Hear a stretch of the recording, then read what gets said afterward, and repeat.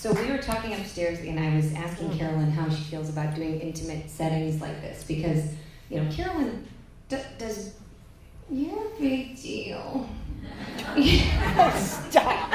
You do big venues. You've been doing this a long time, and since you were aware of your gift, I love this visual, and she writes about this in Anatomy of the Spirit. So if anybody hasn't read that, I highly recommend you run, don't walk to the nearest Amazon.com link and get it. Or local bookstore.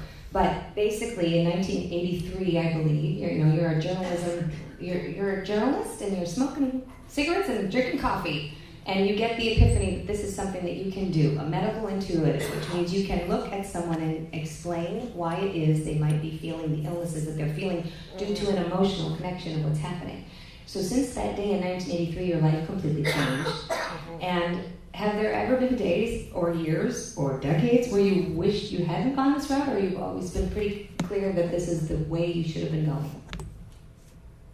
Should I take this off, do you think? What do you want? Or how does this work? Can you hear all right at this volume?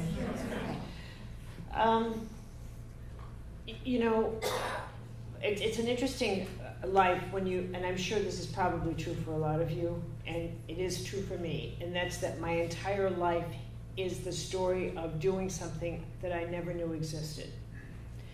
And it's a tremendous blessing to have that, because I've never anticipated what my life could be.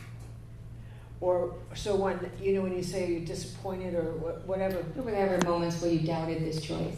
There was never a choice. That's just my point, is that I didn't pick a career like I was going to be an artist. What I chose was that here's what God did with me. He gave me, God, the divine gave me a ferocious passion to be something I'm not good at. And no ambition to be something I have a genius for. What's it something you have a genius for? Medical intuition. Right. So no ambition to do that. I see. I got you. Yeah, but I've never. But you can't have ambition for something you don't know exists. You find that you are it. You can't have ambition for something that is natural to you, that is so natural that it doesn't have an expression. It doesn't even. It's simply your senses. You can't have ambition for your senses. They simply are. It's like having ambition for your eyes. I'm going to see more. Right. I mean, it's preposterous. My sensory system, from the time I could sense, was on high.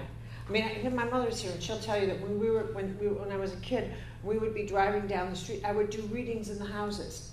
I'd say, that's what this one looks like. This one, this one, this one. So you could see inside what a family room was? It wasn't seeing. It was like my radar. It was like a bat. Do you know how a bat's radar works?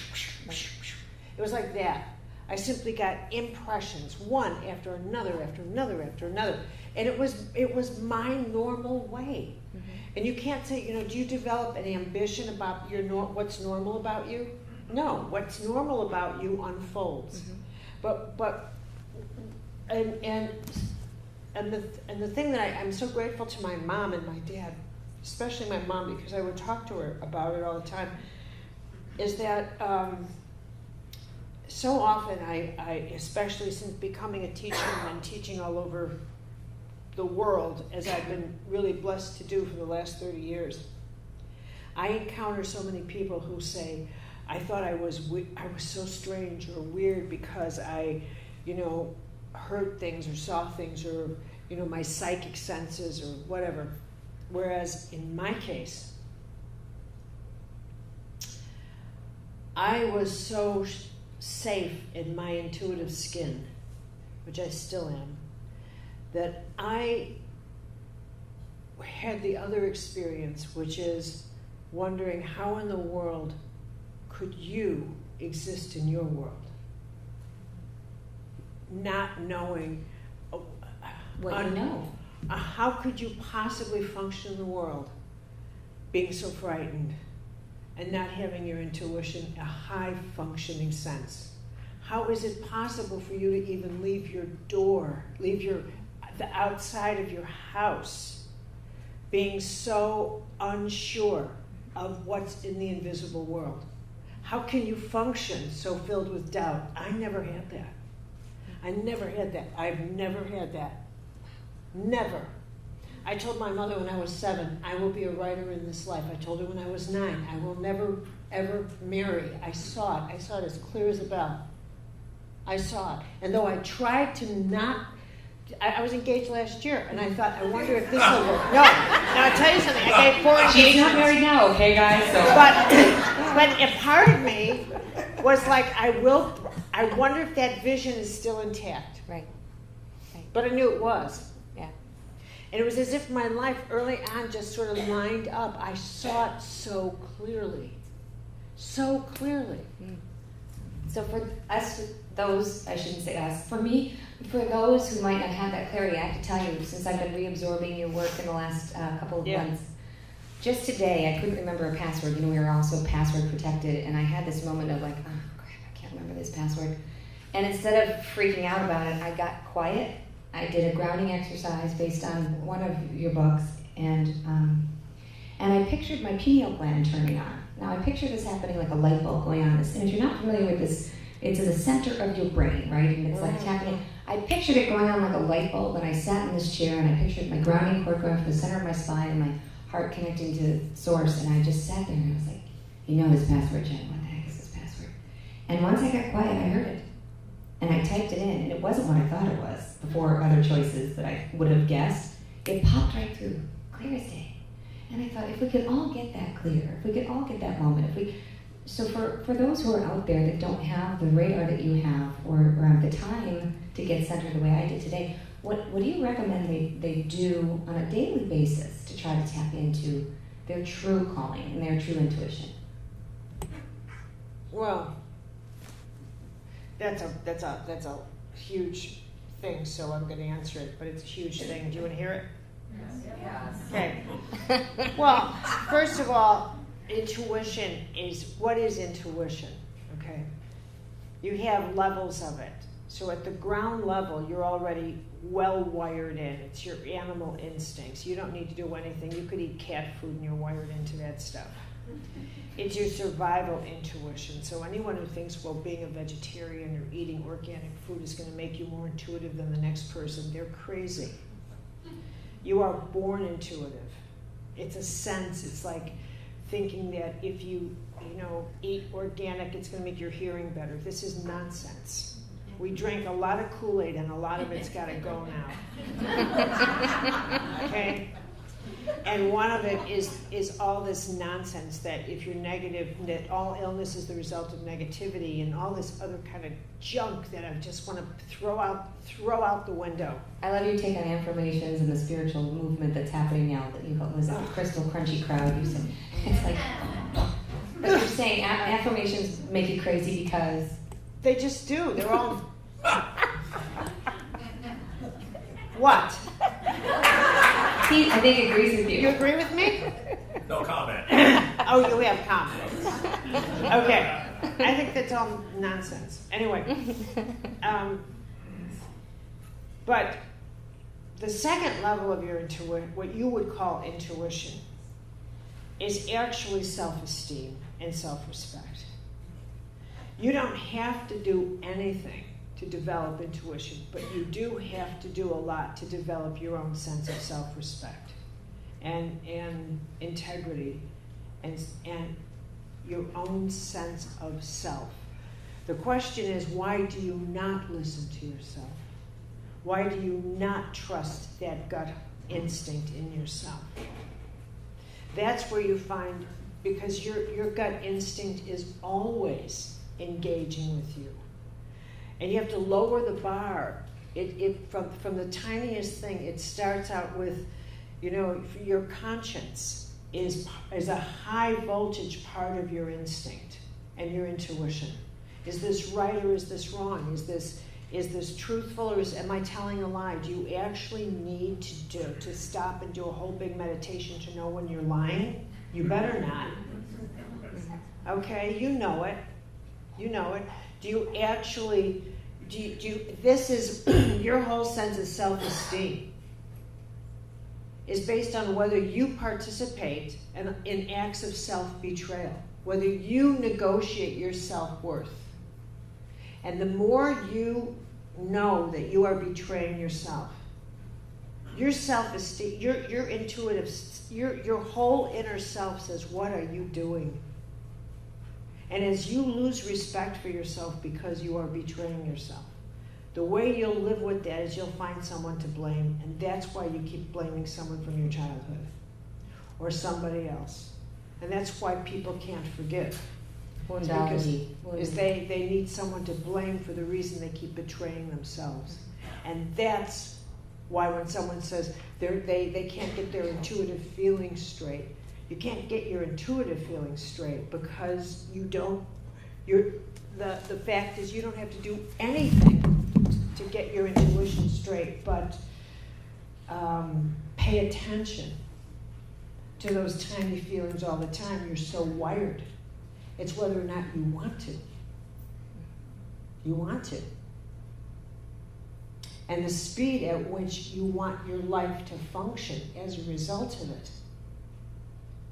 People think intuition is like having a vision. Oh, I've had a vision, and they want it. They want it to be the capacity to see the future so they never make any wrong choices. They never lose any money. They never, ever fall on their face. I'll tell you, in all my years as a medical intuitive and evaluating illness and why people become ill and then why they don't heal, and I've done over 12,000 readings in my career. And I've worked a long time with physicians and with white people struggling with illness, healing, the whole 9 yards. And these are one of the conclusions I've come up with. One of the reasons most people cannot bear to listen to, be attuned to their intuition, the thing that scares people the most is the pathological fear of being humiliated. And because people fear being humiliated so much, they think that their idea of God, however they've constructed their idea of God, as this off-planet man that wants their money, that wants them to suffer, this Judeo-Christian nonsense. And you were raised Roman Catholic, so let's just put that out there in theology study. Yeah. Okay. So I get to say this. All right? This is a mythology, that there's an off-planet God, and if you get really close to God, God will take your money, and God will make you suffer. And therefore, it's like we play this really coy game with spirituality, where you want to pray, but not that much.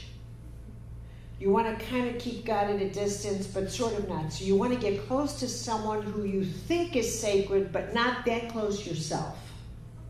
You want to know someone who's got access to someone who's got a miracle thing going, but you yourself don't want that because you still want to keep your house. Just in case the ultimate sacrifice is called for. So that's really the way the gig is written for people. And as a result, but the other reason people do this is because they want to maintain their relationship with darkness. They want to maintain their relationship with darkness.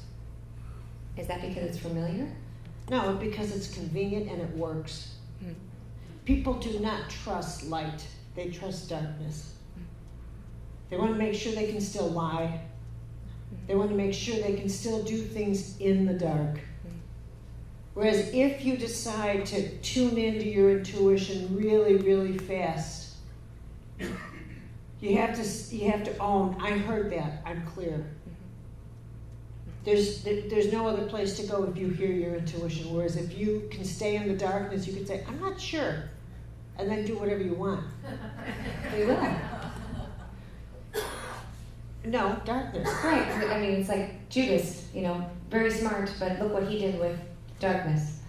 No, that was a contract. Oh, that was a contract. Okay. But I got my books mixed up. Yeah. But I get your point. But your point is that people do not like the light. Right. There's no buzz in it. It's not erotic. Darkness is erotic. There's a buzz. It's fun. But don't you think those who have been in the light, and you yourself talk about a near-death experience where you were bleeding, and you, I believe, just started working with Norm, correct? Dr. Norm Shealy, who Harvard educated, would call you up and say, Caroline, I've got a client in my office, and you would tell him your impressions, and you worked together and wrote together, but you had a near-death experience, and people that I've interviewed who've been in the light feel that it's euphoric when you're in the light, and that we spend, they believe, all this time here on this planet trying to get that feeling again because we miss that feeling of the light. But really, that comes from playing with the dark, you're saying.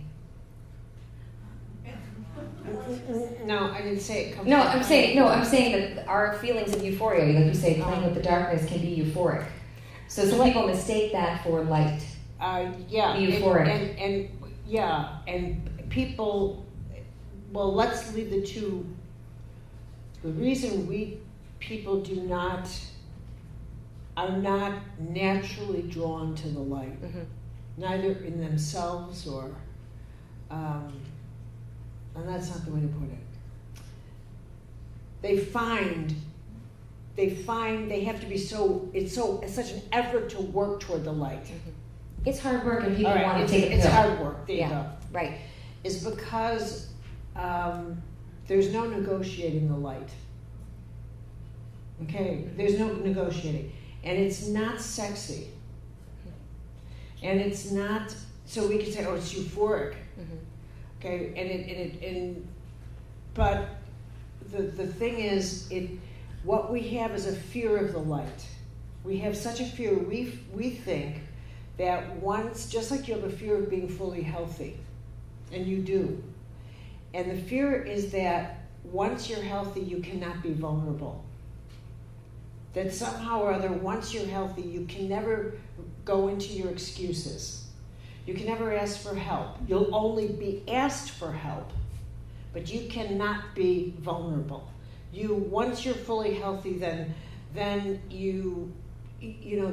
any kind of fragility is not allowed. Like somehow or other, that capacity to need someone is going to go away. Do you understand what I'm saying? Yes, I know people who create illnesses over and over and over again because that's the role that they created, the archetype of always being wounded and needing that. And I think some people stay in relationships that are toxic and unhealthy because that's the role they've played, and they feel that they'll get the girlfriends to surround them, to support them, and prop them up. We have not created a functioning model. This is we're living in. Let's go about this differently. I feel like we've dove into a deep end of a pool without our proper equipment on. So I'm going to back us up a little bit and just give us a frame here. And one is that my opinion is that we're living at the most extraordinary time in the history of civilization, and that is a big, huge sentence. The history of civilization. That is huge. And that may be the biggest sentence that ever comes out of my mouth, given the words that I just used. And the reason I say that, which means, let me add, that it is a real privilege to be alive now. It's a privilege. You can't go through the days of your life now with your eyes closed. This is a privileged time in history. It's also a very tumultuous time because it is so privileged. They go hand in hand. And you cannot afford to not be aware of what is happening to the best of your ability to see what's happening.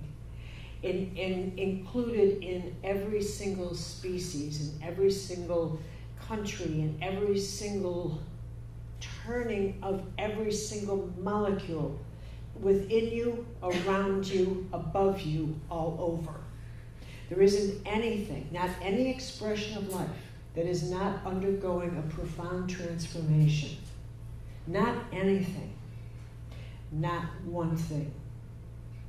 And included, we stand on the precipice of entering into galactic community, in which finally the leaders of this chaotic planet that we are living on will admit that they are in touch with extraterrestrial civilizations and stop acting and promoting the mythology that we exist alone in this universe. We do not.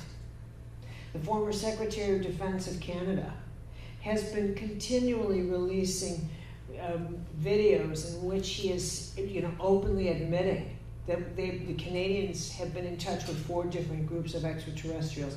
Pope Francis, this present Pope, initiated a council of theologians and astrophysicists, astrobiologists, Jesuit philosophers, and they are constructing the first galactic theology. Why? Because they know we're in touch with extraterrestrial civilizations, at least 4 of them, and they know that all world religion mythologies are crumbling right now. We are living through this because they are all earth-centric. They all promote the idea of an earth-centric God. And we are living at the end of those mythologies. So the next level of myth has got to be created, and we have yet to do that. And I don't know if the answer is Trump. What do we do? Right. Speaking of aliens, tonight is the debate. I would love to know what you think of that. The last time I was sitting on the stage was another debate. It's like we only have conversations go with on into my academic lecture mode. Please. What do I think about Trump? Did you ask me that? No, I was just, you mentioned aliens, I brought it up. Well, you know what? I mean, to me, when I do a reading, one of the most wonderful parts of my own journey in doing readings on people is that it started out where I would kind of sense where you were losing power, and then how an illness formed in you. And eventually all of that took many, many years, but finally I got to the place where I could sense your archetypal patterns, which brings me to Trump. And learning how to perceive an archetypal pattern in someone, which you do all the time, but let's change the word so that you wouldn't say, well, what's an archetypal pattern? Let me use a different word, labels. You label people all the time. I don't need to define that for you. You know exactly what that is. That's an archetype. So let me just, now you can say, I archetype people all the time. Because you do it all the time. And people do it to you all the time. They know within 1 minute of being with you, if not less, 5 of your archetypes. That's how obvious you are to people. You always think it's you seeing the world. But you are so obvious to others, it's not funny. Nothing is more obvious than you. Nothing. 0. You drip your outside. Your inside is all over your outside. Don't kid yourself ever. So when an archetype, so when I look at events in the world, events are organized by us. They don't just happen. Hitlers and Stalins, Mussolinis, Gandhis, they don't just happen. They are a product of all of us. People like Trump, people like Hitler, they're a product of how we are collectively. They're a product of our psychic free radicals. They're our garbage. He's a product of our collective beliefs. He's the You don't worst think of our that he's capitalism. showing people like an authentic version? Like I don't know that he's lying. He's exactly vomiting everything onto the table. That's what I'm saying. And so what I think the people He's are like touched by that. He's like an exaggerated. You know what he's like? Because America's now on its decline, as it. And you just said this was a great time to be living, by the way. No. Well, it is. Yeah. I mean, it's a fascinating time to be living, but that doesn't mean you don't acknowledge what's happening. Right. You don't keep drinking the Kool-Aid. Correct. Okay. And I mean, but what Trump represents is that for those who don't believe that America is changing, he's your man. I see. He's your man. If you want to still believe that the way that money's everything and that money's the way through everything, like he says, you just go there, you bomb them, and you take the oil. Well, now that's a way to run a planet with nuclear weapons, and let's never use diplomacy. You just go in there. Wait a minute, I got to get this right. You just go in there. It's got the IQ of a houseplant. But I have money. I've got money. I've got money. And after we nuke the planet, I want you to use your money to see how you can help a nuked planet. Jackass. Okay, so question. You talk about self-esteem. Yeah. He comes off as having self-esteem, but I think the truth is that most people that are barking that loudly have the lowest self-esteem on the planet. The loudest one in the room is always the weakest. That's not self-esteem, that's hubris. That's hubris. And you want to know something? He would fall like this. I'm telling you right now. He's got an ego so fragile that all you have to do is look at him and go. It's always that kind of person that when you look at him and go, did you see what she said to me? Did you see the way they looked at me? That's all it would take to bring him down. So for is the right person, the right time going, or like a little bit of hair action down. Okay, so back to our spiritual conversation. Moving the aliens out of the room. Well, no, maybe not all of the aliens. The expansiveness of what's happening, you talk about this being an incredible time in so many ways because we really are all connected and we want to live. Many people choose to isolate, and a lot of what you've talked about in a lot of your writings is that by serving you heal, by giving you heal, by community you actually thrive. It is not just by writing the check, it's by getting off the couch, going out and dealing in. Dealing in is really important to healing in. Yeah, absolutely.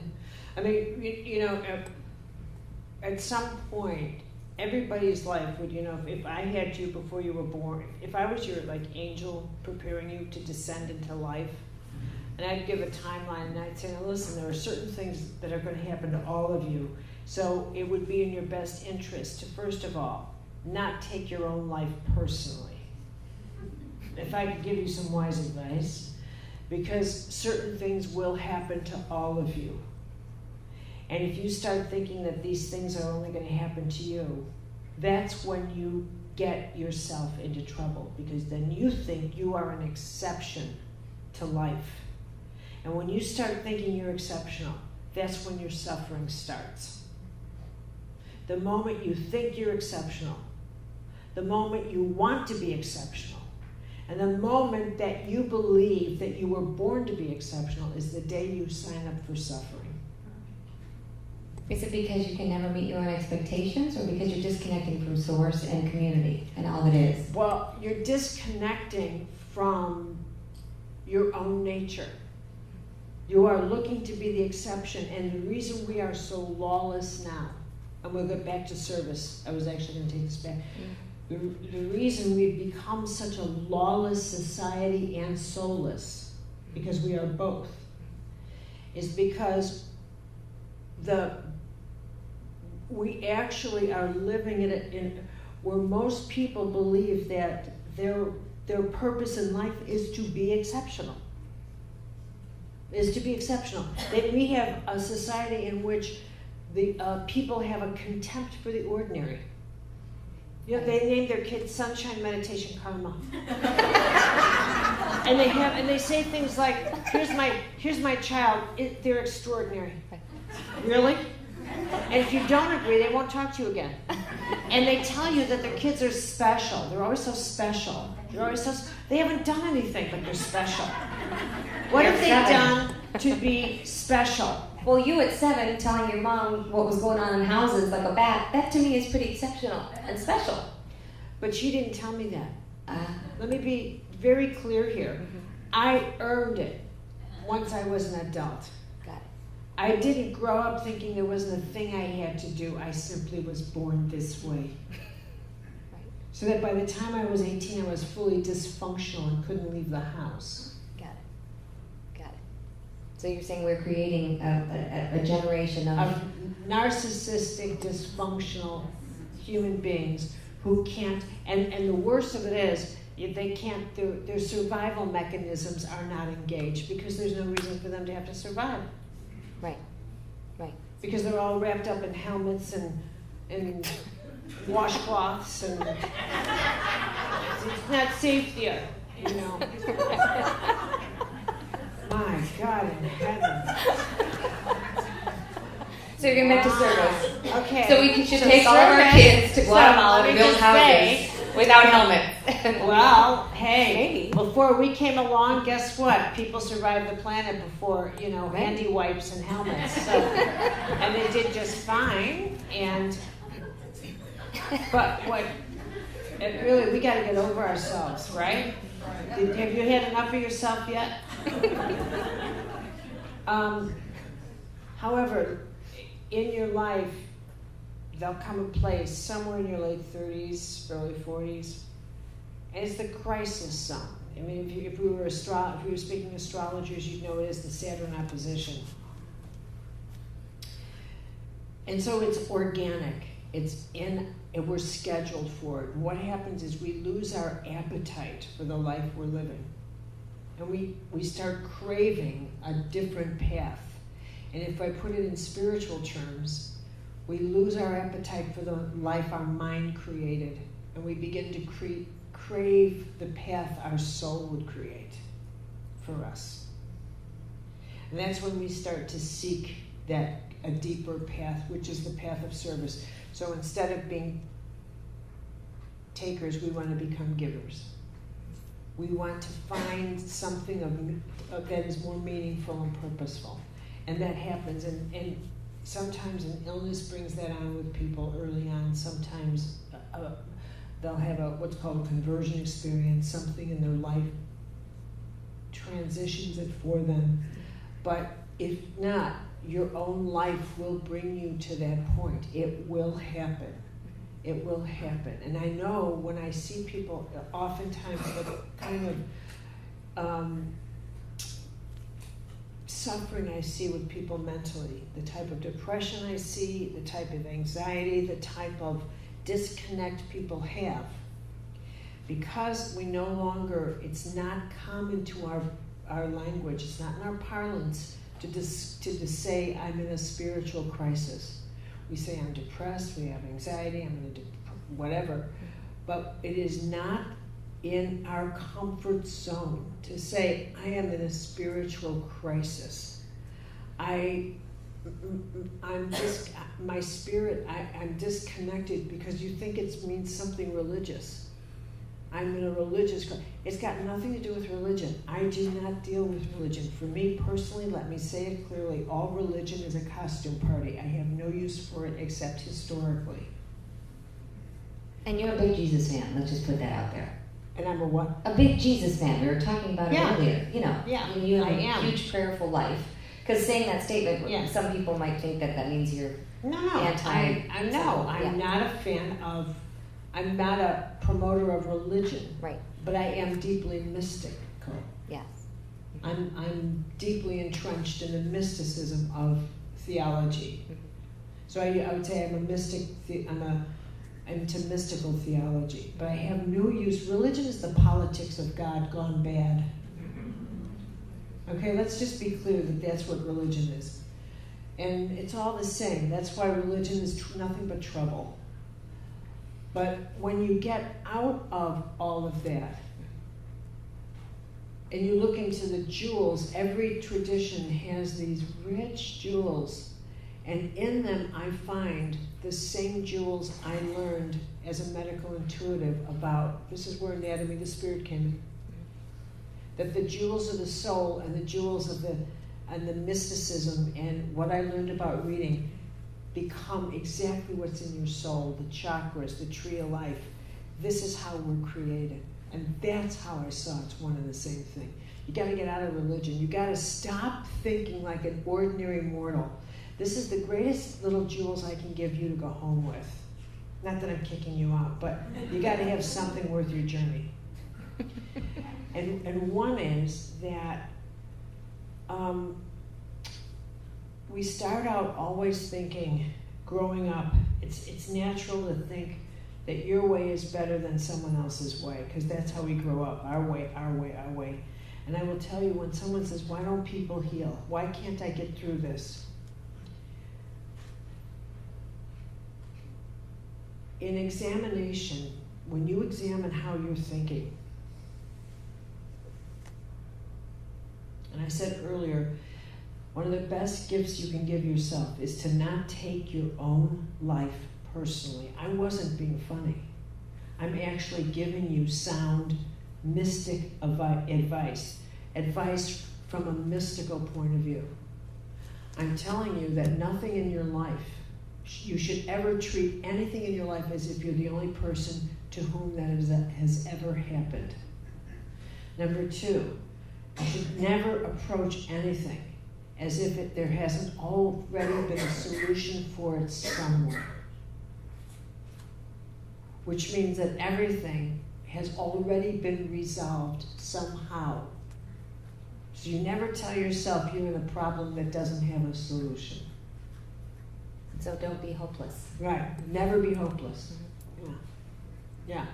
And when I say don't take your own life personally, it means that when you're in an argument with someone, when you're in any kind of stress, you have no idea how healing this is for your body, for your blood pressure, for systems in your body, that when you are dealing with any kind of relationship with a person, if you start thinking in terms of power plays or they're going to hurt me or whatever it is, however it is you start thinking, you would be much better to close your eyes for a second, even in your head, even when you're looking at them, but in your inner eyes, and say, I've got to separate from this. I can feel myself attaching to this person. I can feel all my energy draining out. And in that moment, if you could just take a deep breath and say, I'm attaching to a spectacle. I'm getting hysterical. I've got to close down my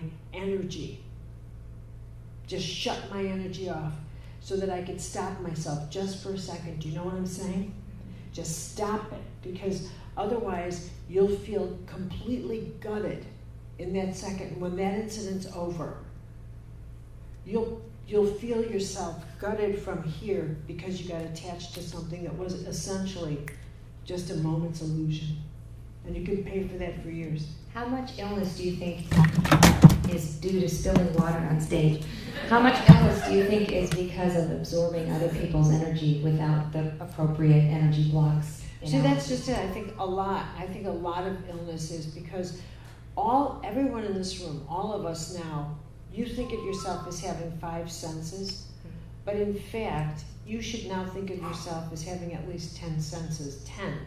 All of you should think of yourself as being intuitive or psychically, but not psychics, but having a psychic field. You actually should think of yourself as a hologram. As if can you hear me in the back? Sure you can. You should think of yourself as being this big, as if you were this big. Because if I walked up to you and popped myself behind you and you didn't hear me, you would jolt like this because you could feel me step right behind you. You could feel it. It would be my energy coming right into yours. Because this is how big you are used to just living forward, but you also live behind you. So you should start thinking of yourself now as living in this whole field. That's number 1. Number 2, you are accustomed to thinking in terms of time. That this way is yesterday and that way is tomorrow, or that way is tomorrow and that way was yesterday. Or that you have this sense of history and future, when in fact, everything is in the present. Time is a made-up thing. It's made up. It was constructed about, 9, 10 centuries ago when they decided to make time absolute and get everybody to agree on it. Not everybody had sundials 1,000 years ago, okay? I mean, you know what I mean? Right. They just kind of agreed on, okay, well, then that would be an hour. So, and it's the idea that everything is kind of relative is a whole big thing that's kind of functioning in us all the more. And it's real interesting. We don't have time to start a whole wonderful lecture about how much of our psyche has changed since entering the nuclear age. But we are nothing like the people who lived prior to World War II. We are a totally different species. We are totally different. We are nothing like the people before World War II. We who have grown up in the nuclear age and in nuclear consciousness, who have grown up wondering from day to day whether or not we would survive, living in a society that could be annihilated in a second. You have grown so accustomed to that you don't even realize that's the world you live in. You don't even realize it. You've grown numb to that. But it has impacted you. It's impacted your sense of survival. It's impacted your sense of creation. It's impacted your sense of values, what you value, what's important to you, the length of commitment, and the length of everything in you, the length of what you take seriously. Everything in the nuclear age has changed everything about us, including our capacity to trust, our capacity to make commitments, and our capacity to stick to things. It has morphed us, and we feel it and we know it, and we don't want to acknowledge it, but we do, because this is who we are now. And it has reshaped us enormously. It is reshaping us intuitively, psychically. We are reforming ourselves, rebirthing ourselves. We are actually becoming a very different species, actually. When you talk about becoming a different species, like children that are born, what Yeah. are your thoughts on like indigo and children? That's all made up. It's all made up? Yeah. You don't think that some kids The are author born even to... told me he made it up. So keep going. Okay. So... That's all nonsense. You don't think that some kids are born with gifts that other kids are not? That they have... Well, I think that's always been the Well, case. that's Look at Mozart and Salieri. So you're saying this isn't new to this new age, it's been going on. Yeah, there's always been brilliant children. When you wrote about... That's so classic to the narcissist. Right. But look at our kids. Okay. Look at Mozart. Right. Okay? I hear you. David, I believe, is the name of the gentleman in, and I think it was Anatomy of the Spirit. You talked about World War II, so this triggered this into my head. Paladin? Is it Chet LaHaye. Yes, thank you. Please, would you mind sharing that story of how he, or I don't want to. Why do you want to share that story? Well, because it was one of those stories, and I'm sure everybody here has one or many from Caroline's books that sticks to you and you remember it, and it kind of brings you back into yourself. So this is a Native American who was tortured. He was a drinker from his teens. He went into World War II. He was tortured by the Nazis. His feet were nailed to the floor in prisons. And he comes back, and he's incredibly injured. He can barely walk, right? It's a remarkable story. Do you guys like remarkable stories? Yeah. You know? Yeah. I'll tell you this, and then I think I should open to questions. I Should we agree. open to Yes, questions? I agree. You want a good story, and then I'll take questions. I'd love to hear from you. Yes. The thing that makes the story about David Chet LaHaye Paladin so incredible is he was a Navajo, and he left his reservation when he was about 13 years old. He was an alcoholic. And I'm privileged to say that he himself told me this story. And I say that because I've considered it such an honor to know him. So anyway, he ended up, as Jen said, eventually he became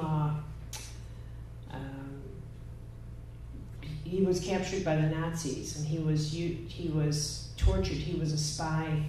There's an interesting story about him. He was a wind talker, one of the few that was actually used in the Western Front, because they were all in the Marines. Anyway, they nailed his feet to the floor, but there's a significant part here. I jumped ahead. When he left the reservation, he lied about his age, and he joined the Merchant Marine as kind of I guess in the 30s, late 30s, you could do that. And he was bumming around for a couple of years, and when they were just going on these ships, moving stock around or hauling luggage or whatever the heck they were doing, or cargo, they met young boys from other countries as well that were just orphans in storms, if you were, as it were. Well, now let's fast forward, and now it's the war, and now he's captured, and he was brutally tortured. And they were going to ship him to Auschwitz. and they were dragging him to the train going to the camp. And one of the guards spots him, and it was one of the young men who happened to have been with him on one of the merchant marine ships that he was on. So one of his German buddies. One of his German buddies. So he pulled him off, and that's how David ended up in a in a regular POW camp. He eventually makes it back to the reservation, back to the U.S., and into a VA hospital where he spent the next couple of years of his life. At the end of that, his legs were useless, so he had walkers. He had crutches. And he decided he would return to the reservation, and they hadn't seen him since he was like 13 and a half years old. So he comes back crippled. And his intention was to go there and to see his family, see his people, and say goodbye to them, and then just go back to the hospital. Now, this is true for everybody. He said in his tradition, they have a healing circle in which they listen to you tell your story 3 times. They want you to empty yourself 3 times. They won't listen to it the 4th time, because at that point they feel like they're now serving you to keep the story in you. So 3 times, body, mind, and spirit. They listen to your body tell the story. They listen to your mind tell the story. And then they listen to your spirit tell the story. And if you tell it one more time, then they believe the story has your spirit captured. And now you get sick every time you tell the story. That's the truth, if I ever heard it.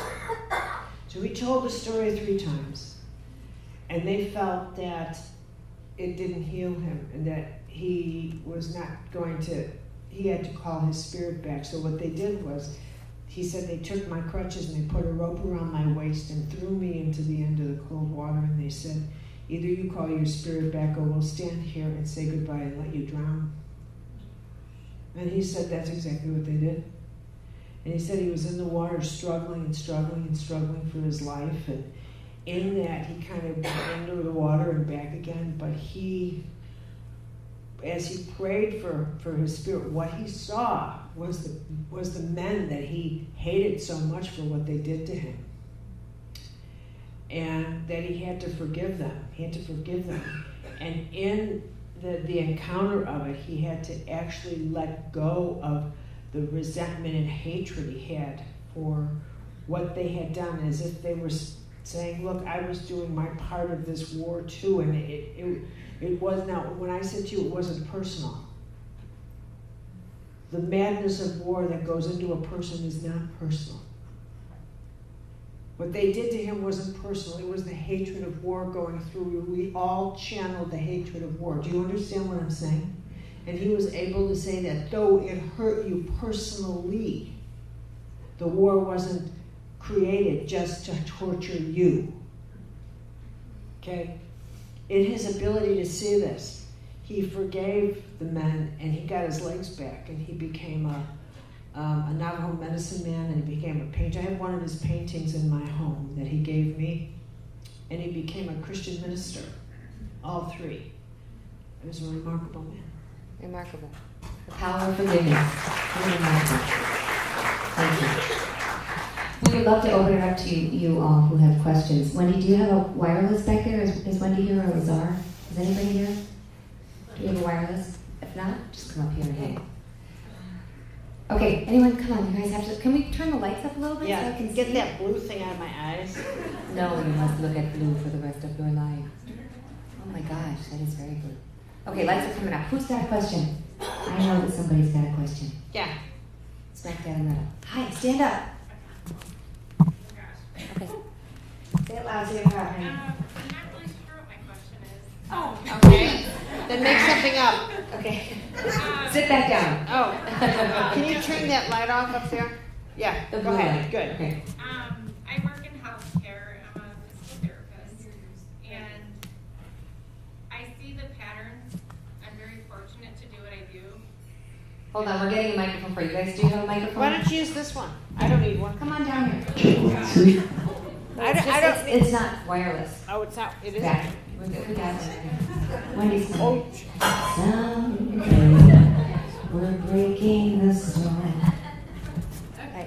All right. Okay, go ahead. Put your mouth on No, the you need microphone. the mic. Make Here, out go with the this way. microphone. Thank you. Okay. Hey, yo, here. Put your mouth. Okay. Now talk. Okay. All right. First of all, thanks to Robert O'Hara to tell me to follow up with you. I'm a physical therapist, and I love your book. It's more important to me than my anatomy books.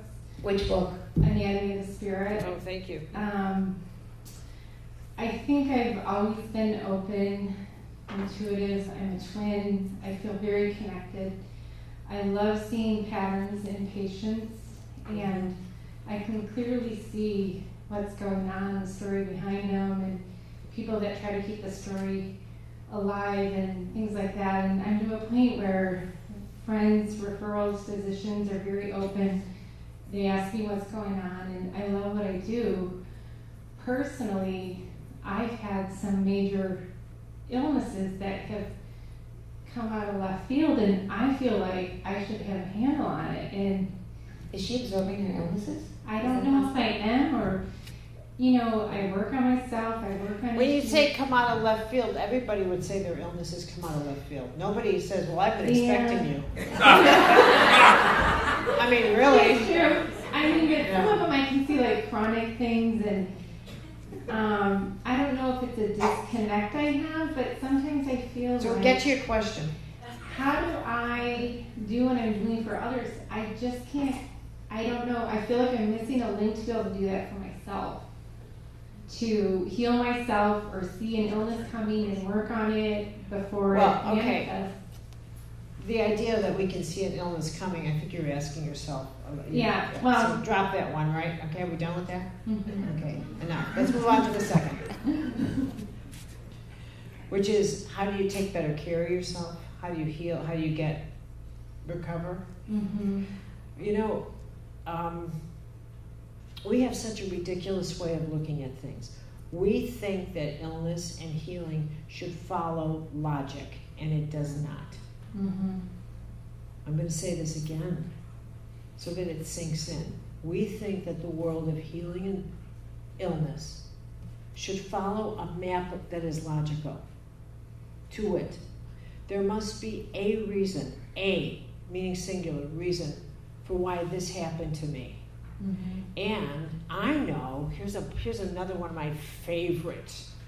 I know if I could find the lesson in this, Mhm. then it will all go away. Mhm. Oh, really? And where did that come from? Who told you that bogus piece of BS? Well, I'm sure this is right, because there must be a lesson in this somewhere. Where? Maybe in a pile of dung. Where did you get that? Where did you get this nonsense? Who told you this? Well, you say some illnesses like lower back pain is about power or money. There are some illnesses But that triggered But- by emotions or. there are power zones. There's logic. There's a logic to the energetic anatomy. Okay. But that's not the same Okay. as then creating a God mythology that says, you did this for a reason, and if I could find the reason, Got it. then you'll get my life back the way it was, right? Right. See, I could see an illness before it's coming. No, you can't. No, you won't. Mhm. So to be the best healer, she should be the best self. She should get herself in line, in order, in health. No. No. Stop. Stop. There is no so to be this, then this. Okay. Stop thinking that way entirely. Stop. You're creating this ideal thing that's part of your mistake here. Mhm. So I want to just say, let's start this. I'm going to shake you out and say, Okay.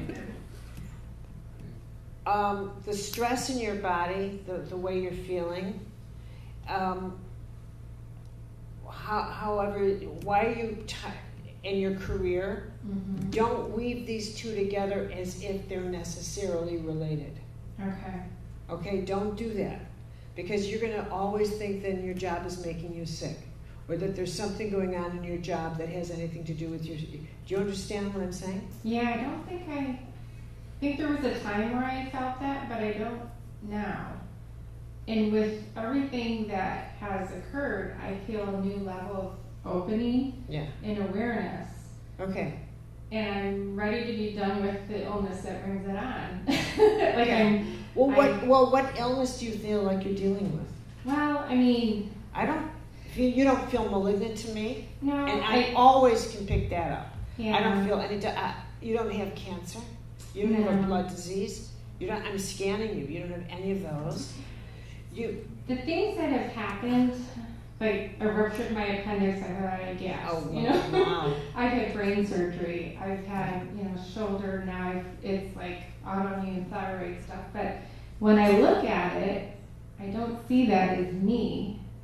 So I can kind of look at it from a distance. So I kind of wonder, what the hell is this? I almost feel like I'm not practicing what I'm preaching. No. I got it. I got it. This is the thing that I just keep fighting against, that says, it's that same model that says, if I'm doing everything right, something wrong physically shouldn't happen to me. Mm-hmm. That's a bogus model, is what I'm trying to tell you. Okay. It doesn't work that way, because it just doesn't work that way. It's like saying, if I'm a good little girl, now God won't punish me. It's a version of that model. Mm-hmm. And that's not the way the universe is ordered. It's just not. There are so many other factors, and this is perhaps the most challenging thing to understand. In the way the universe is structured, illness is not a negative. It is in our world. Mm-hmm.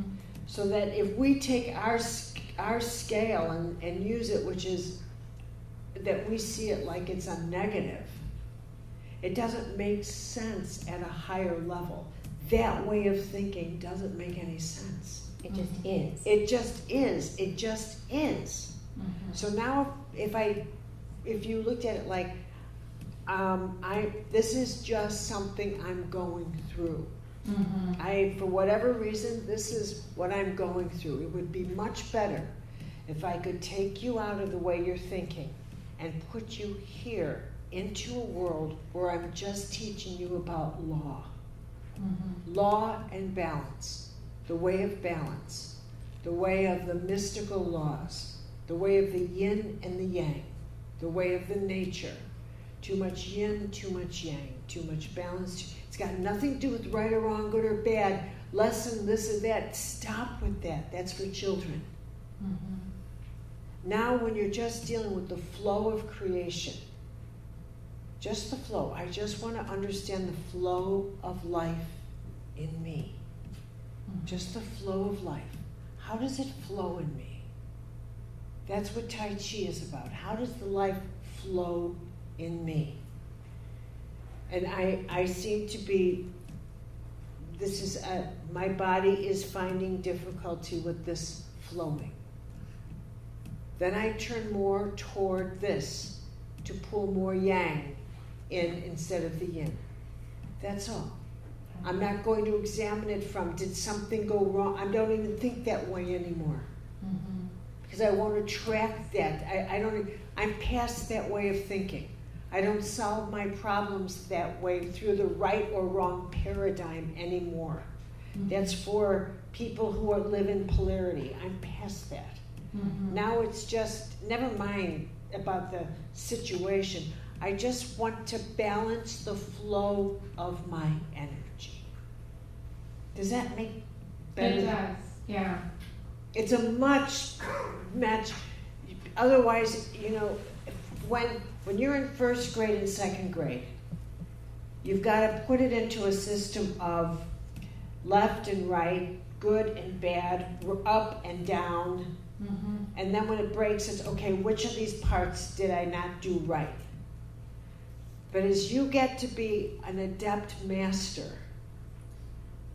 the idea that and as long as you are doing polarities, you think one of the sides is right or wrong and it's better than the other. You'll always think that way. What makes a master is that eventually you don't have sides, you have flow. Okay. Okay, and you just have got to get your balance. And number 2 is you also understand that maybe the goal is I can't get perfect health. That's not what my structure is about. Mm-hmm. My structure is about maximum balance in the structure I'm in. Mm-hmm. Maximum balance in the structure I'm in. Mm-hmm. That's something for everybody to note right there. Everybody in Okay. your shell. Don't look at your body and who you are. You know, one of the things that I've noticed, and it's consistent, is that one of the reasons people find healing difficult is because for many people, when they become ill, it's the first time they take a look at how old they really are. Mm-hmm. And for many people, because we've made healing and health so complicated, we've overloaded our needs now in terms of what makes us healthy, to include happiness and our sexuality and love and all this, all pulled and rolled into one thing. We're all of this now. Health now includes, meditation and love and relationship and creativity and diet and what? Okay, but that's what we've done. It's a wish list this long. And so when people talk about healing, they now envision getting back this ideal life that includes getting back their youth. Mm-hmm. Their youth. They even want their youth back. And I also want, by the way, now that I'm on the subject, I want to wake up and be, 21 years old.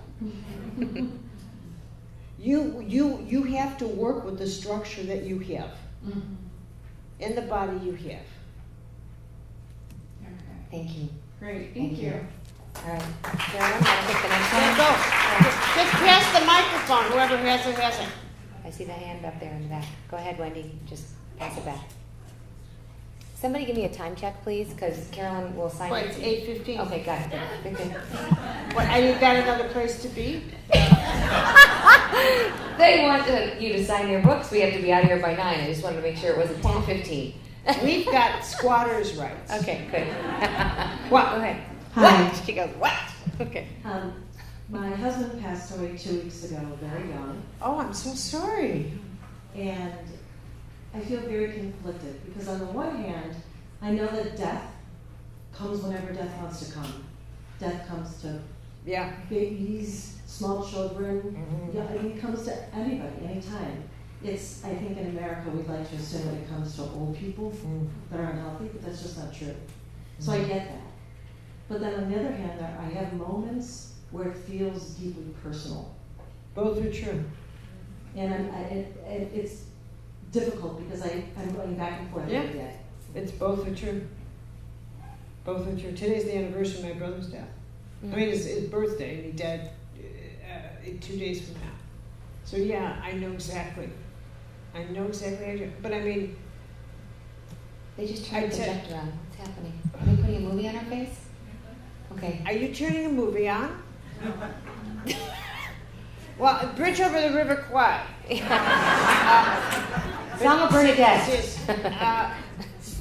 I think that we want life. Part of the main core of suffering for us is we keep insisting that life be something it cannot and will never be, which is logical, rational, controllable, Fair. and orderly. It'll never be any of those things. It'll never be any of those. I don't know, we are always taken by surprise. These are the things we say. We say things like, look at all those innocent people who were killed in that storm. Well then, what should we have done? Should we have said, let's open the jails and put them there because the storm's coming and we need people to die and they may as well be criminals. I mean, or like this, or the U.S. Senate, but speaking of criminals, but we have this idea that somehow or other we can make whatever off-planet God we have this idea exists fall into this logic. You have to owe me an explanation for why. Explain what? Explain what? You have to explain what? If you were dealing in the game of eternity, a human life is nothing. We're supposed to die. We are supposed to die. This is a shockaroo, isn't it, guys? We are all going to die. We're supposed to die. And no matter how many Wheaties or organic garbage you eat, you're gonna die. Brace yourself. And that's all there's to it. And so that doesn't take the edge off your mourning, which is a different thing. So you can mourn and you can say, this isn't fair, it isn't. What's fair? Define fair. That you should never have a loss, but everyone else should. That you should have gotten 2 more years and someone else 2 less. That your heart is more, that the love you should feel should be more protected than the love of, someone who's just lost his two boys and wife in Syria from a flood trying to cross the water. Who kneeling by his son said, I have no reason to breathe anymore. So, you know what I mean? But this is what I would do. Go light a candle and scream your head off at God. And just say, this bill. And then remind yourself that we are moments away from being with our loved ones. Moments away. Moments. Life is so fast. So fast. We'll be there before we know it. I interviewed Dr. Mary Neal, who was an orthopedic surgeon who had a near-death experience where she was dead for 30 minutes. And this gives me solace, so I feel the urge to pass this on to you. When she was in the light, she was told she had to go back. She was kicked out of heaven. I can't even imagine, but she was told to come back and tell her story. And that her son would die before his 18th birthday. And that she had to come back and help everyone deal with that. And so he did. Actually, he passed away after his 19th birthday, but too young. And she said, I said, how can you deal with that? How can you cope with that? She had that knowledge for 13 years. She came back into her body, 30 minutes, no oxygen. As an MD, she knows she should be mush. She's a living miracle. But she's still an orthopedic surgeon, and she said she could handle that because she knows where he is, which is in the light, which is all-encompassing in love. And it's like he's in another room. He's 2 doors down, because she knows, because she was there. And there is no bad, there is no good, it just is. It's like an oriental rug, it needs light, it needs dark, but from the bird's eye view, it's beautiful. So honor the spirit, talk to him, light the candle, scream at God, but know he's 2 doors down. And that helps me get through the day when I think of the people that I've had to bury too young. I don't know if it'll help at all, but Heaven and Back is the name of the book. She's a pretty powerful lady. Thank you. Thank you for sharing. Can you pass that microphone in the row in front of you, right here on the end here? Yeah. There you go. Right there. Hi. Mine's more of medical issues. How is it that you can have something wrong with you and the doctors can't determine what it is? And you can keep going to doctor after doctor after doctor and nobody can figure out what it is. Well, I think that this is, I actually believe what I'm about to tell you. Aren't you lucky? I don't think the diagnostic tests they have adequately cover all that we are, for one thing. I think that these days we are far more complicated than their tests can cover in terms of the spectrum. Number 2 is that I think that we are far more psychically alive, and that the stages of creation in the non-physical can't be measured by the physical tests, and they are influencing what is being what you're experiencing in your health. So let me give you an example.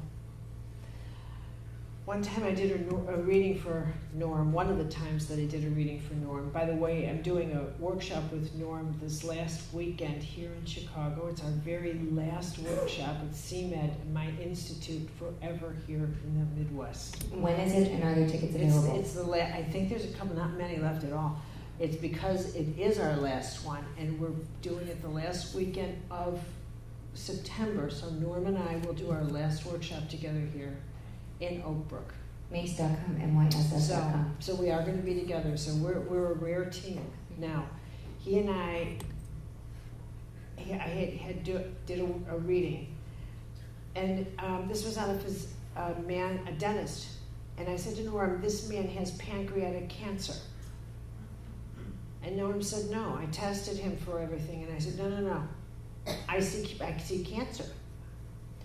Well, in fact, Norm had done the test for cancer, it wasn't, and 2 weeks later he had full-blown pancreatic cancer. Now that was the first time. In the ensuing years, it happened many times, which is when, and as we eventually tracked it, it's that you have physical anatomy, then what I would call white anatomy, then gray anatomy.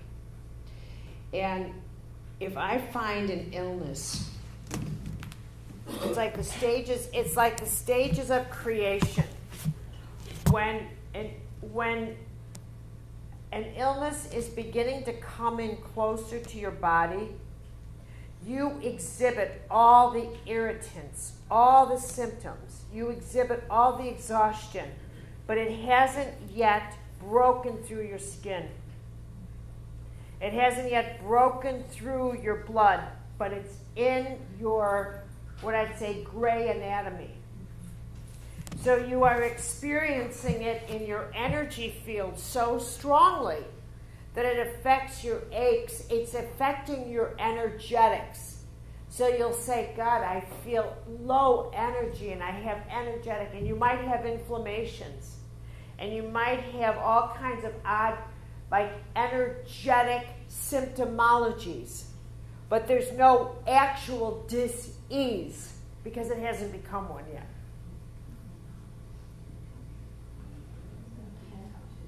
And there is no way a urinalysis, a blood test, anything can track that.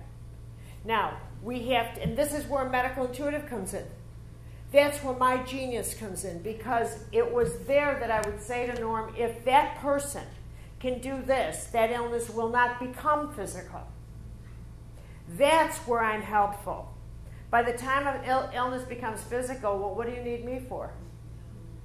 So for people who can't have you on the stage all the time, what do? You started teaching people how to heal themselves because people would come to you and say, remember that one woman, and I think it was Anatomy of Spirit, you said, so what's wrong with you? And she said, I don't know, you tell me, I paid my money. And from that day on, you started teaching people how to heal themselves. That was in New Hampshire. Yeah. I could still see her. I owe her a lot. Yeah. Because she got you down this path of teaching others. So for this woman standing here, or for anyone else sitting there, so I would have to say to you, now I'm going to turn it on you and say to you, what are the health symptoms where you know you can take steps to help yourself right now? Well, that's a good question, because it's kind of a weird medical issue. It's not an ache, it's not a pain, and I'm not suffering, so to speak. It's a different type of medical issue. Okay. So that's been my question, because I've read a lot of your books, and I follow I do a lot of meditation and everything else. And so it's something that if this condition happened right now, you would know it. You would hear it. Pardon? I lose my voice. Oh. For years. Oh, laryngitis. Literally, and it's not my vocal cords. And no doctor I've been tested by the doctors, the Civic Opera House. I've had, this has been going on for over 20 years. And when I lose my voice, I lose it not for 2 weeks, for 3 months, 4 months, a year. I've lost it up to 3 years at times. And nobody can diagnose it. Nobody can tell me in your earlier speech, you say, what do I do to fix it? Right. Have you ever had that one before, Caroline? What's your full name and age? Pardon? What's your full name and your full name? My full name is Susan Feinstein. Do I have to tell my age? Yes, you do. I am 64, soon to be 65. I just need the one you actually are. The age you actually are. I'm 64.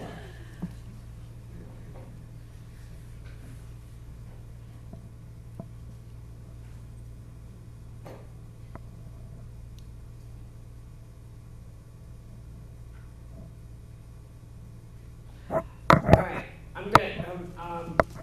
I'm just gonna talk to you as if it's just you and me in the room. Are you alright with that? Yeah. No, you're not. Now, did you hear how your voice just went into that? Did you hear how you talked to me? Did you hear the tone you used? Yeah. I have to say I don't. I'm also deaf, so I don't hear the tone. Are you saying how loud I'm speaking? No. The softness, but there was a little girl tone to the way you answered. Did you hear that? Did you hear it at all? Did any of you hear it? Yes. Okay. Because I'm just going to, this trauma with your voice has to do with your childhood and your little girl. Okay, I just have to tell you that that's what one of the doctors stated. Had me see a psychiatrist for 3 years. They said it was absolutely, which I feel too, nothing in my childhood that could have caused it. No, I I'm not watch talking. regressionists. No. This is me talking, and you won't interrupt me again now, will you? No, I won't. Thank you. Not a good move. Now, see, you made the assumption that I was going to go with trauma, but why would I have always gone with trauma? Yeah. There is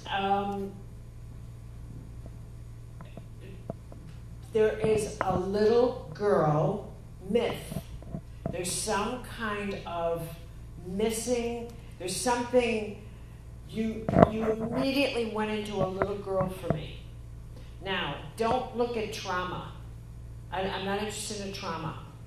But and remember that the child part of you is not the adult. So you're doing it as an adult, and you are doing it from the point of view of trying to protect yourself right now. So I'm going to give you something to think about and take home like homework. Okay. Where we're not in public. So I'm going to give you the thing I want you to fish for and let it just come out. But if there was something in your childhood that you associate with approval, needing approval, needing to have something recognized, recognition and approval, that somehow was hard to come by, or somehow you felt you would not, you couldn't express yourself, or something got lodged in for fear of you expressing yourself. It's got nothing to do with being abused. It's got to do with you in somehow not being able to express yourself, or you would be left behind. There's a story that might be going on in you as a little child. And the need for approval and recognition is a critical part of this mythology, of this story. And I don't know if it gets triggered because something in your life triggers it. That's number one. Number two, it's not necessarily one event. It could be a cumulative thing that then one day just adds up and locates here and shuts down a part of your body and just says that's enough. And it's a way that you stop because you can't do it on your own. You can't tell people, I need a break. It's a way of letting a part of you speak when you can't say it yourself. So what's the most difficult thing for you to talk about in yourself? What are the difficult things? I actually don't have any difficult things to talk about. Okay, what are things that perhaps, and you don't have to answer them publicly then, when you aren't able to speak, do you find any part of that to be tranquilizing for you? No. Do you find any part of it to be an opportunity for you to think more deeply? Or nothing? No. I find when this happens, I'm extremely frustrated at the fact of the longevity of it. And we've tried everything.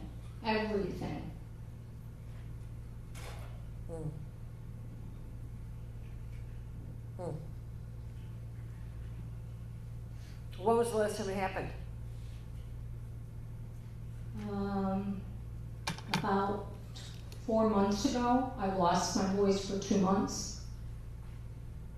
Just out of the blue. Well, the only other thing I can, because people have anomaly mysteries. I mean, it's just mysteries. But you are right here in the next town is one of the best guys in the world. Is Dr. Dean Dang. What does Dean Dang do? I know what you mean. He's the best acupuncturist in the world. He's a healer. Go to him, and he's a qigong master.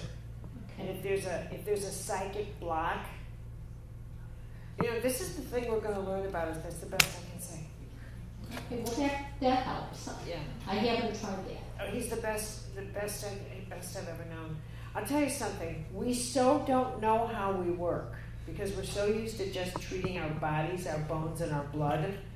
We haven't got a clue how much is involved in us in terms of past life, future life yet to be lived, that is pressing against every single thing you're experiencing. Okay, well thank you. You're welcome. Okay. Right here in the front. Right here in the second row, Wendy. At the end of the wall.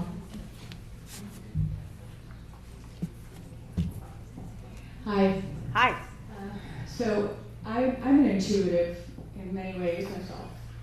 And, Did you not get the memo? We all are. We all are. I'm just kidding. I don't mean to. You know that she's a comic, right? No. Do you know that? I'm a smart ass. I don't know about that. She does it's not called spontaneous comedy. Improv.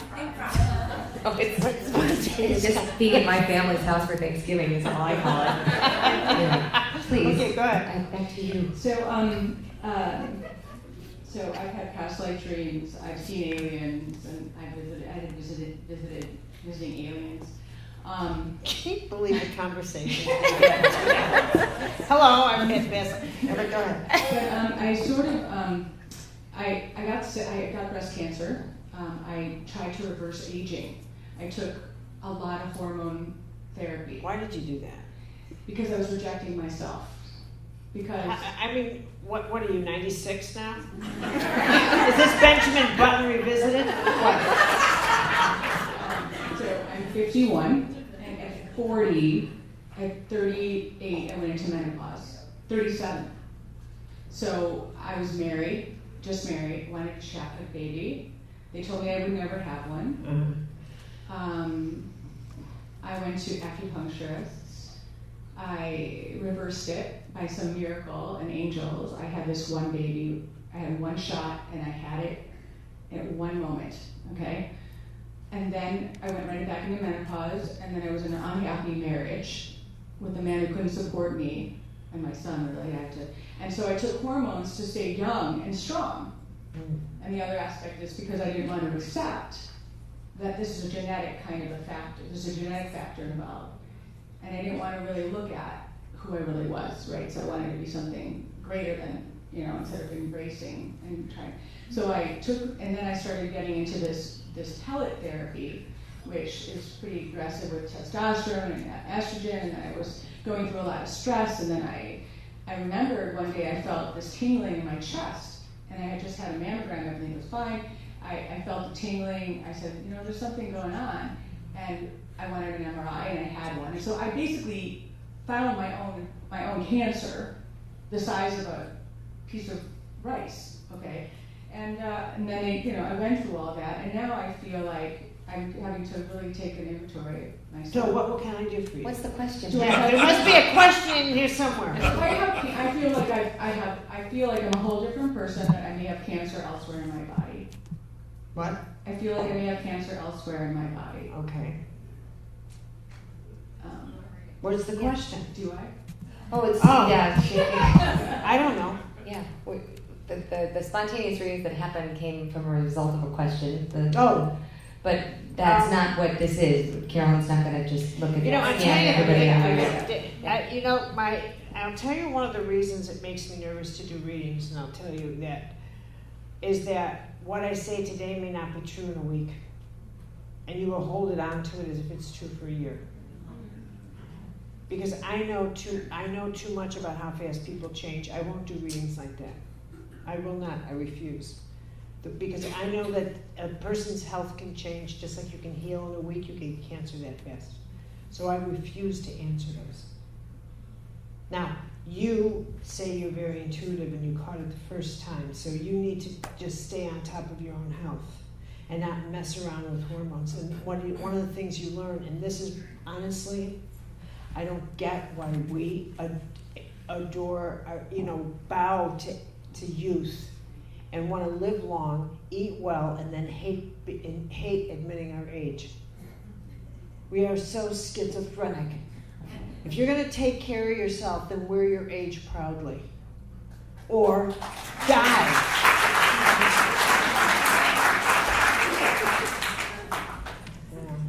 But you are intuitive. You said, I'm sorry, one sentence you said he couldn't take care of me. Mm-hmm. You take care of you. Yeah. You take care of you. You are very capable and beautiful, and you can take care of you. So hop on in to that second chakra and say, this is who I am. Second, third, Absolutely. fourth. Turn it on and go. That's it. And read Anatomy of the Spirit again. Really. And I'll tell you, one thing I will say about your system is that you feel so like lactose. Like the dairy, the wheat, the milk. Is she lactose intolerant? Oh yeah. Oh yeah. Oh yeah. Oh my God. Yeah. Yeah. Okay. Did you know this? No. How do you feel that? You sense that? Yeah. Oh yeah. That would be, yeah. Do you use dairy? Oh, and every time I don't feel good when I do dairy, sugar, wheat. Yeah. Oh no, not good for you. No, wipes me out. Yeah. Yeah. No, it's not good for you. No, zero. But I mean, I don't know about the sugar. I don't. That's not a big deal for me. But that you definitely are not a dairy girl. So get some almond milk and let me know how it goes. Stay in touch. Well, thank you for that. Thank you. Okay. I'm going to say something about. I've seen people heal in an instant. I've had people in my workshops, and I think of that one woman, and it was so extraordinary, who... the one woman who said, you tell me? No. She had arthritis so bad, and her hands were like this, and in that workshop, they opened up, and she was terrified to leave the room because she was afraid that her hands would go back to being crippled like this, and she was fine. She was fine, and I don't know who was more shocked, her or me. It was the time, and it was just when I had written Entering the Castle, and I was beginning to take the bold move of introducing prayer in a workshop, which I hadn't done in 25, ever. But I then began to see healings, spontaneous healings again and again and again. And then, not just spontaneous, but people then healings begin initiated, although they weren't spontaneous. People's conditions or illnesses that were considered untreatable over a course of 2 to 3 months, maybe 4 months. In fact, these conditions were healed. Now, that brought me into looking, what makes healing happen? How does this? What's the nature of miracles and prayer and all of this other thing? But what I have seen is that people can heal at the speed of light. And it's not about. I really think that one of the things that cause people to not heal at the speed of light is that it's too fast for them. That they can't adjust the rest of their lives to having been healed that fast. Do you hear what I just said? They can't do it. They can't adjust the rest of their lives. It's just too fast. It's like they can't explain to others. They can't contain the miracle. They can't contain it. They absolutely can't contain it. They don't know how to explain it, and they don't know how. They can't hold the power of the miracle in them. And so it has to happen at a slower speed, because it's what they can handle. So it slows itself down, and at the same time, I think a person can go to bed healthy and wake up fully cancerous. Because the reverse is equally true. You can't have the sun without the moon. Okay. Yeah. Is that my phone? Seriously? Well, it's not mine. Seriously? I heard it dinging. I don't know if it's my phone. Yeah. Oh, good. We're good on time, too. No? Is that you? Man, Cal, you're texting me? Seriously? From the front row? You just texted me. Put your phone down, you rude son of a bitch. What are you texting her for? I wanted to ask her a question later. I wanted to get the guy that she was talking about, and I didn't want her to forget. So I said, I'll talk to you later, and I'm enjoying the evening. Okay. I thought she would have her phone off. Well, at least it was nice. Well, thank you. And I complimented her beautiful dress, too. Oh, that's Well, very there you go. Well, So the phone's going off and it's you, right there. How funny I'm is trying that? to sext you. It's wrong, I know. Okay. Well, at least that's fine. Then I approve. Then you approve. What can I do for you? Yes. I have a question. Like, I feel a lot of things, and when ladies talk, I feel it physically on me. How do I protect myself, or how do you work with people like who's sick? How you don't let physically get on you? Well, I'm an odd duck. You. No, I am. I'm an odd duck. I'm an odd duck. I have to own it. I'm a very strange girl because I don't pick up. I have a very odd wiring. I have a deeply compassionate heart, and it's very impersonal at the same time. That's why you're a good journalist. Yeah, it's very impersonal. I don't take the suffering of others personally. It's not personal to me.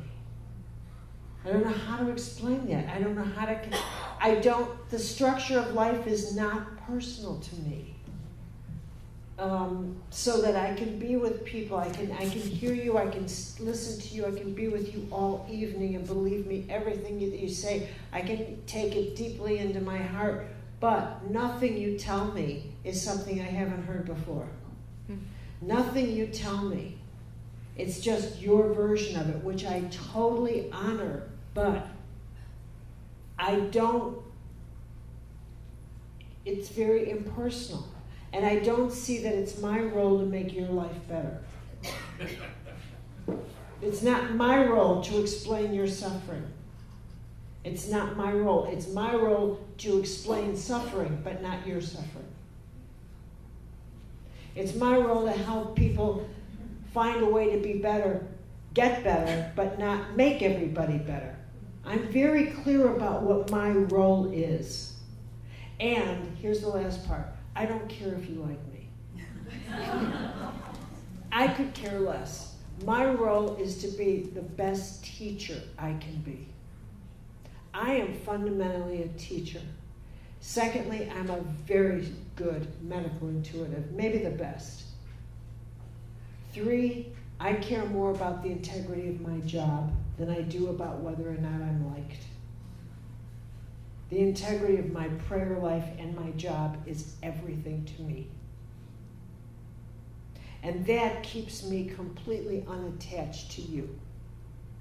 Whether or not you like me is of no consequence to me. And I can tell you that for a fact. Whether or not I like myself at the end of an evening, now that matters.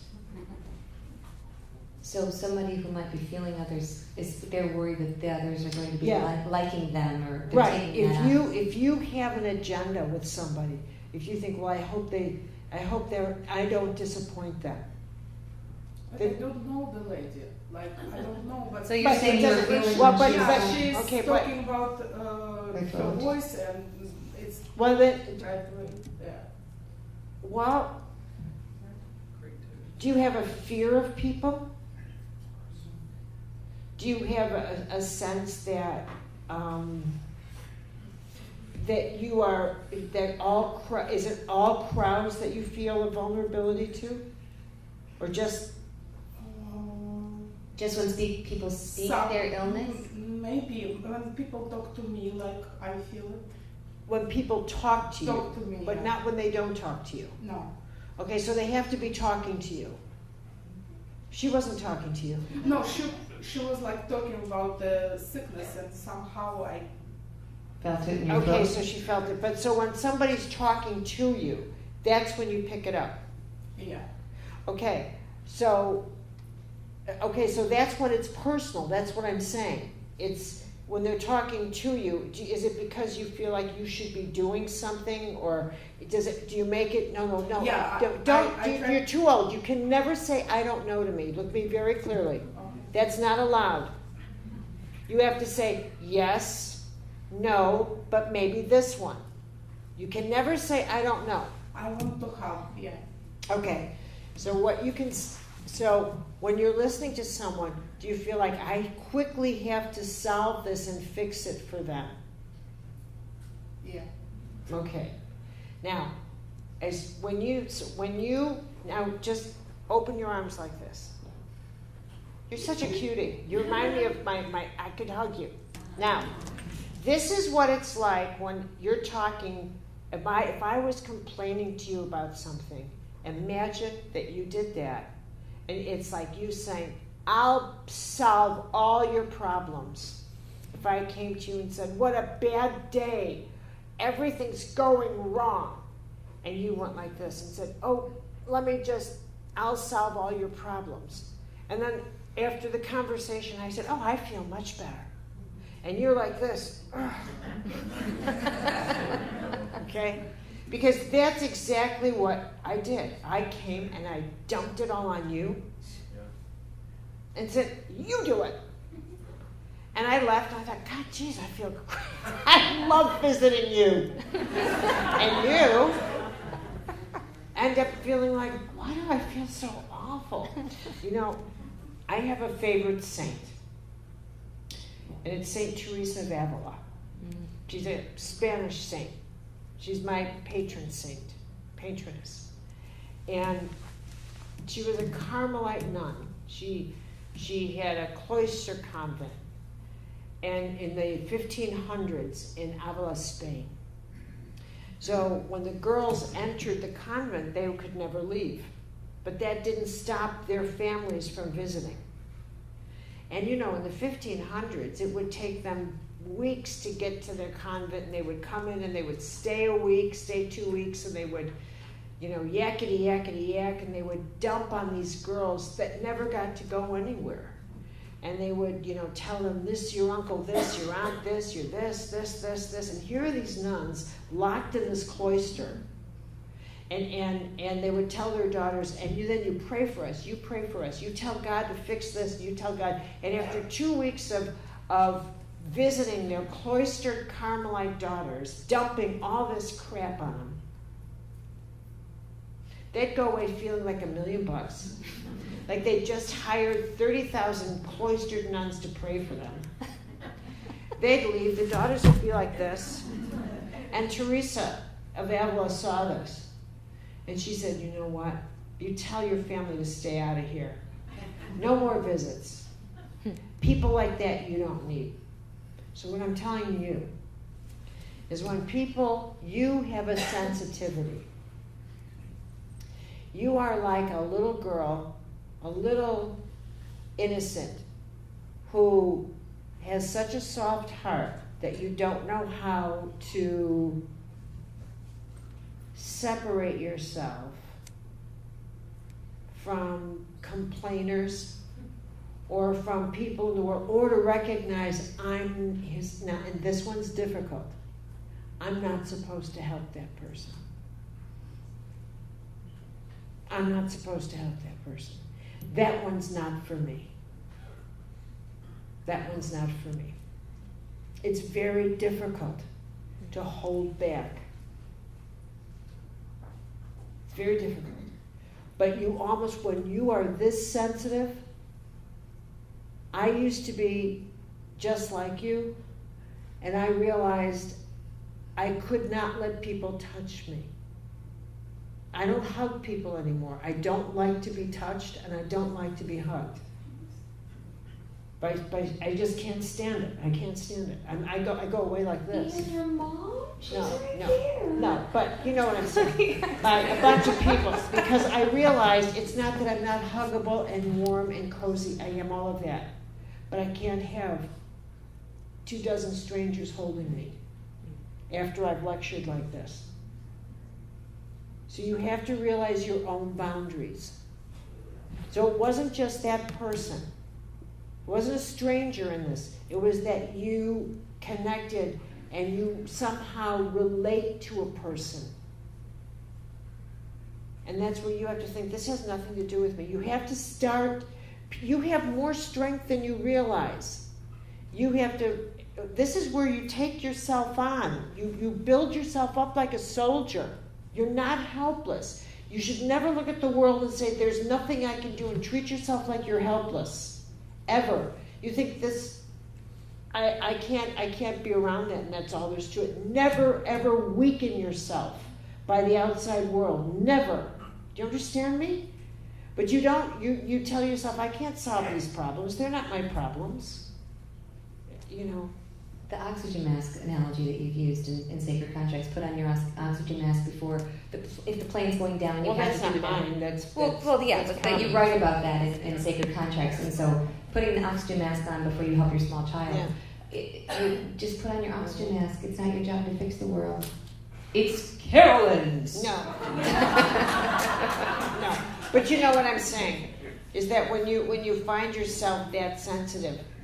And you may have to do what I do, which is to discover what I was sensitive to and what I'm not. I had to do it piece by piece. I had to find out I couldn't be touched, okay? I figured that out. Then I changed the rules in my life. Don't touch me. I had to figure out that I couldn't be around certain types of crowds where I felt very negative, okay? I figured that out. So you have to do exactly what I did. You have to figure out what you can and cannot do, what you can and cannot be around. That's the same thing I had to do. But the one thing I did not do is think I was helpless. I saw it as a mystery. I'll figure this out. Okay? Thank you. Thank you. Awesome. We have time for one more question. Wendy, you want to pass the microphone over? Wendy, on this side.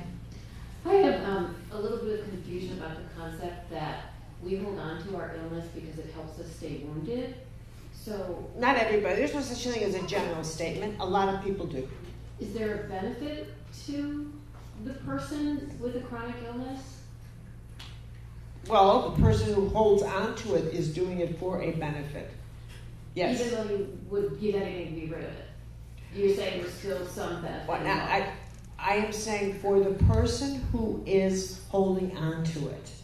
So I'm obviously not talking about you. Not everybody holds on to a chronic Not illness. everybody does. But when someone figures out there's something in it for them, yeah, there's a benefit to it, yeah.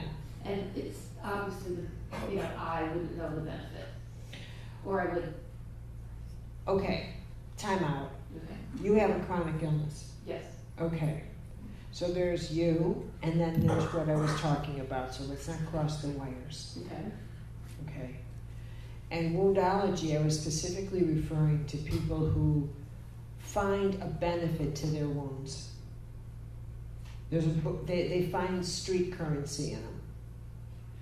And it could be anywhere from not wanting to let go of the wounds from the past because it gives them a way to continue to communicate suffering. Like, you can't, don't yell at me, I've had a bad day, and this is just like my childhood, and blah, blah, blah, blah, blah. They have to have access to their childhood, and they can't let go of their wounds because it's too valuable. It's too valuable. So of course, and so they can't let go of it. Okay, they can't let go of it in a relationship because every time they refer to that wound, the partner crumbles and they get what they want. So of course they're not going to let go of it. Well, it's part of their identity by being in this support Right. group of Right. this, Or they're in their wound. Oh God, that woman I met, my incest support group. Who would belong to an incest support group? I mean, Jesus, join a choir. I mean, get a life. But for somebody who does have a chronic illness that doesn't seem to have a reason and a thing to play off of, there are some examples of people who just have it and they surrender. I can't remember which book it was because I've been rereading them all in the last 2 months, but sometimes the surrender of that there is a bigger plan. We don't know what it is. People have pain, like you say. The only thing that is absolute is that we don't know absolutely everything and that change happens all the time. Pain happens, grief happens, and sometimes they aren't woundology, and you're not woundology. Right, and sometimes it's not, and sometimes, I have to leave you with this because I see, is that really the case? Yeah, it's really the case. It went really fast. Oh my God. Okay, so let's leave on a really lovely positive note. Here's what's truth. I will always be astounded by the power of prayer and the power of the divine to come in and make, and to me, prayers are answered the moment you say them. And even faster than that. And then at the end of the day, your greatest companionship, truly, is to know that your life matters in ways that logic will never be able to help you with. You may think, I don't know my way here, or I don't know what's going to happen, but worrying about the future is one of the biggest wastes of time in your life. You keep your attention in your present. You keep your attention in the here and now. And when it comes to your health, you say, I'm doing everything I can, and I know with you all things are possible. With you all things are possible. You could heal me, and all things would be well. There's no such thing as a terminal illness, just like there's no such thing as terminal health. In my opinion, it's like this is my experience for today. This is my experience for today. This is what the body you want me in today, but I could wake up tomorrow, God, and my body would be fully repaired. When you go to sleep, do what I do. When I go to sleep at night, I call the angels in and I say, take me out of my body and repair it while I sleep. Repair it while I sleep. Take me with you someplace and repair my body while I sleep. Repair my soul in the night. Repair my body while I sleep. Let the graces pour into you. And one of the most wonderful prayers of Teresa, hover over me, God. Keep me still. Keep me in grace. That's all. You don't need more than that. You don't need more than that. Thank you, everybody.